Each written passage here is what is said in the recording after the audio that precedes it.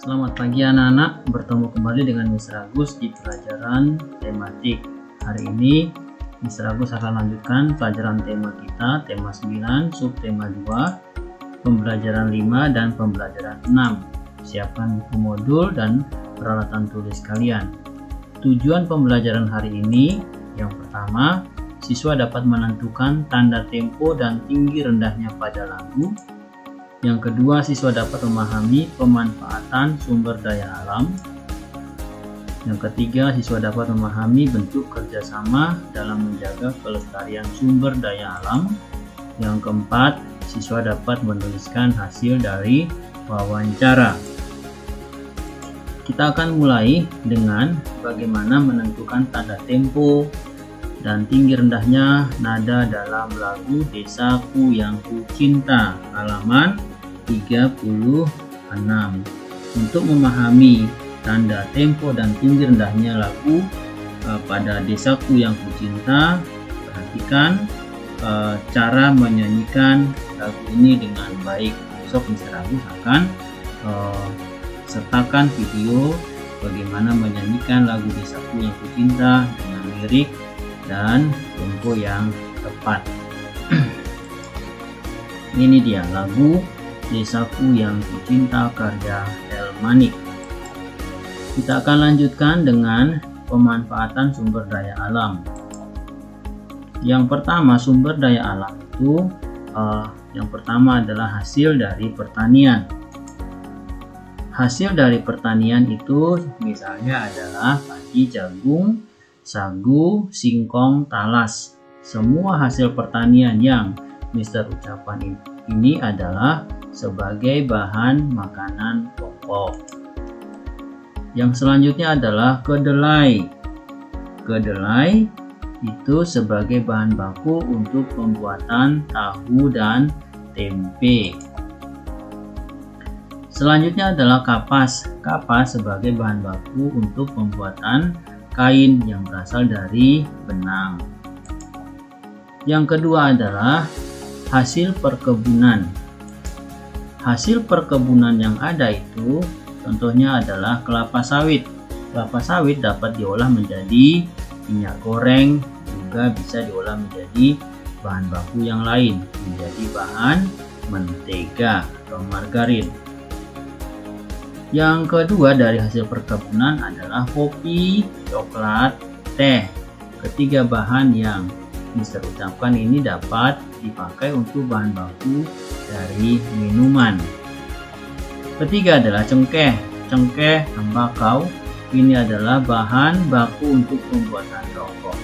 Ingat, rokok yang Mister sebutkan ini adalah hal yang tidak baik untuk dikonsumsi oleh manusia karena mengandung zat yang berbahaya untuk kesehatan tubuh.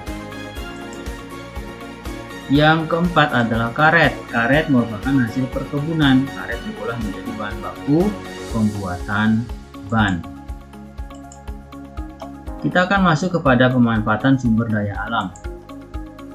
Yang ketiga itu adalah hasil peternakan. Hasil peternakan itu dapat dimanfaatkan sebagai sumber pangan seperti sapi, kerbau, itik, ayam, ikan. Hasil peternakan sumber pangan yang dimaksud adalah sumber pangan protein. Yang kedua adalah sumber sandang. Sumber sandang dari peternakan itu seperti bulu domba dan ulat sutra yang akan dapat diolah menjadi bahan pakaian yang ada. Yang selanjutnya adalah hasil peternakan dapat dijadikan sebagai sumber obat-obatan seperti lebah yang menghasilkan madu. Yang keempat adalah hewan peliharaan seperti ayam, ikan, dan ikan. Keempat, kita masuk pada pemanfaatan sumber daya alam yang ada, yaitu hasil laut dan perikanan. Hasil laut dan perikanan itu contohnya adalah rumput laut. Rumput laut yang ada itu dapat diolah untuk menjadi bahan makanan, juga obat-obatan, juga bahan kosmetik untuk kecantikan. Selanjutnya adalah aneka ikan. Aneka ikan itu merupakan hasil laut dan perikanan. Aneka ikan itu dapat dikonsumsi sebagai sumber protein yang berasal dari hewan, namanya protein hewani. Hasil laut dan perikanan selanjutnya adalah kerang laut dan mutiara. Itu dapat dimanfaatkan sebagai bahan perhiasan. Pemanfaatan sumber daya alam. Yang kelima adalah hasil tambang. Hasil tambang yang pertama itu adalah minyak bumi. Minyak bumi diolah menjadi bahan bakar besi, bensin maksudnya, bahan bakar bensin, minyak tanah, juga solar. Ini kurang M-nya ya. Hasil tambang selanjutnya adalah gas alam. Gas alam dapat dipakai sebagai sumber bahan bakar gas LPG. Hasil tambang yang ada juga itu contohnya adalah timah putih. Timah putih itu sebagai pelapis logam seperti baja, tembaga, dan kaleng. Ini Mr. Agus punya pemanfaatan sumber daya alam yang berasal dari hasil tambang. Ini timah putih yang dioleskan pada kaleng sehingga kaleng yang ada tidak cepat untuk terjadi perkaratan di dalamnya, sehingga kemasan kaleng yang ada dapat dimanfaatkan untuk memasukkan benda itu, buah boleh ataupun daging atau ikan yang ada, sehingga lebih lama untuk daging atau buah itu berada di dalamnya dengan tidak menjadi busuk. Kita akan masuk kepada upaya kerjasama masyarakat dan pemerintah menjaga kelestarian daya alam yang ada.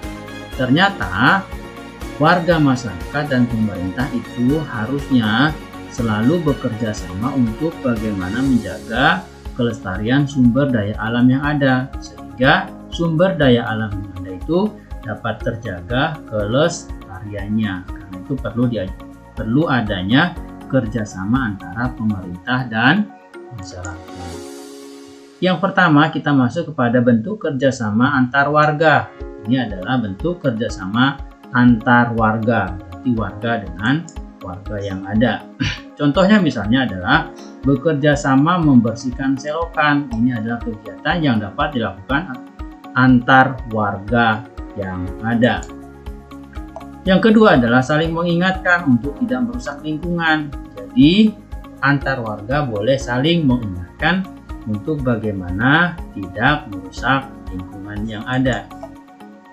Yang ketiga adalah kerjasama antar warga itu dapat melakukan kegiatan penghijauan yang ada di lingkungan di mana warga itu berada. Yang keempat adalah kerjasama antar warga mengelola sampah warga dengan baik. Jadi tidak membuang sampah secara sembarangan, karena dengan membuang sampah sembarangan berarti sumber daya alam akan menjadi rusak dan terganggu. Yang kedua adalah bentuk kerjasama antar warga dengan pemerintah. Apa yang dapat dilakukan? Contohnya adalah pemerintah memberikan sanksi kepada perusak lingkungan.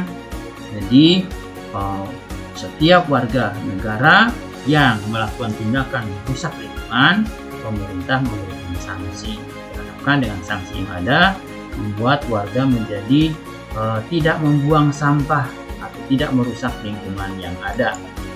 Yang kedua adalah pemerintah menyediakan tempat pembuangan sampah di tempat umum.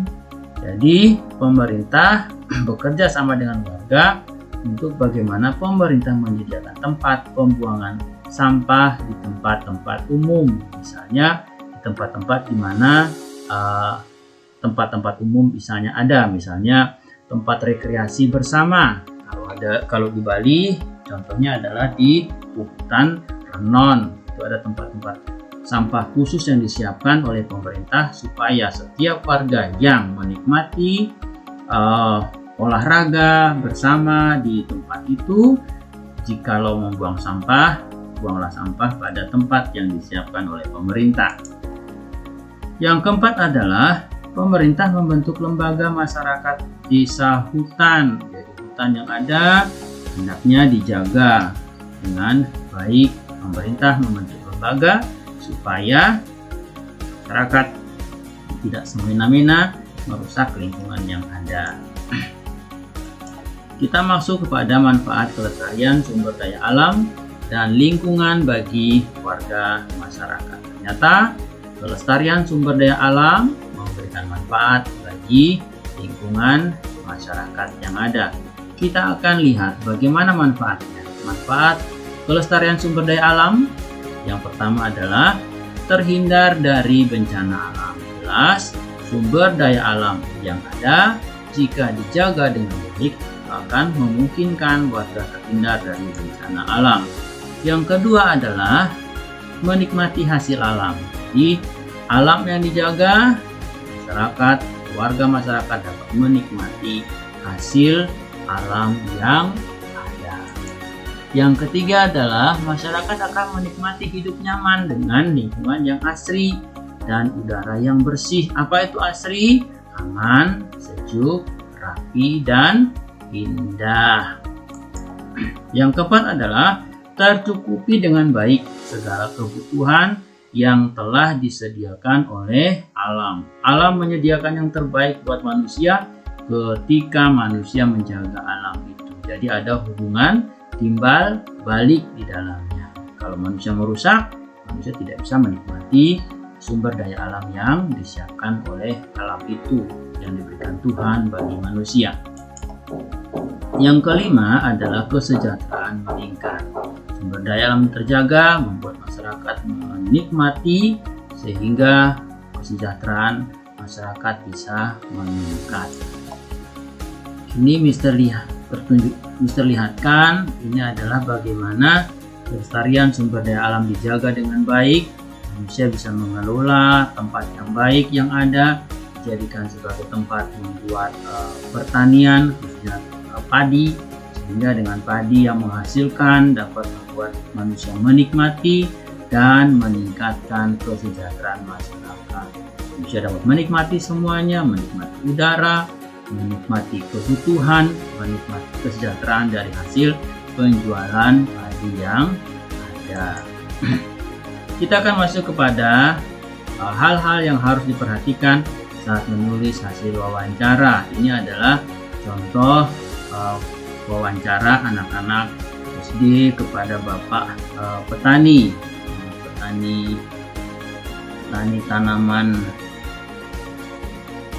tanaman buah-buahan. Ya. Yang pertama adalah tulis jawaban narasumber apa adanya. Jadi ketika kalian melakukan wawancara kepada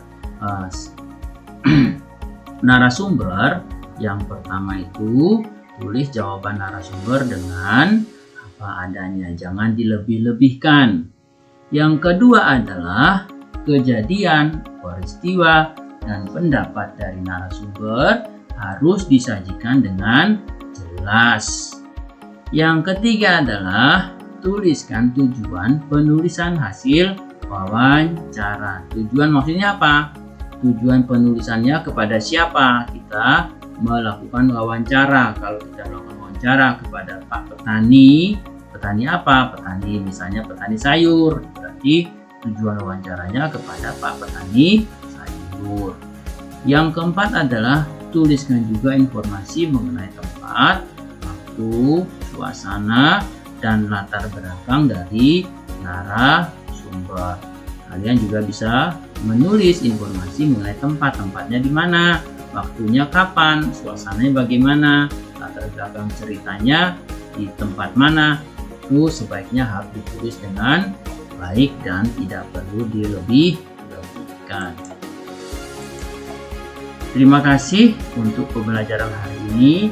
Mister Agus harap kalian tetap semangat dan rajin belajar. Sampai jumpa lagi.